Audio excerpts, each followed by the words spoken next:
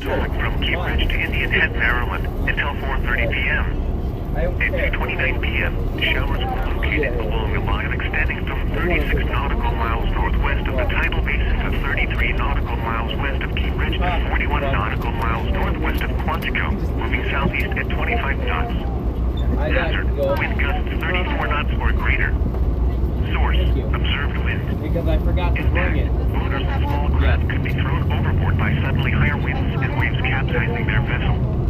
Locations impacted include Whitewater, Lethal Beach State Park, Smallwood State Park, National Harbor, Quantico, Fort Washington, the Tidal Basin, Reagan National Airport, Gunston Hall, Mason Neck State Park, Woodrow Wilson Bridge, Indian Head, Cape Ridge, Ockerman Bay, Fort Hunt, and Alexandria.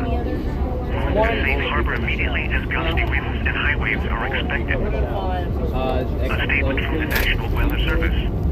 A cold front will cross the area between 2 and 4 p.m. this afternoon. This front will likely be accompanied by brief showers and a few thunderstorms, as well as a wind shift from southwest to northwest with gusts to around 45 miles per hour. A few outdoor objects may be blown about, and driving may be difficult, especially for those in higher profile vehicles. That's the bullet. That's A statement from the National Weather Service. A cold front will cross the area between 3 and 5:30 p.m. this afternoon.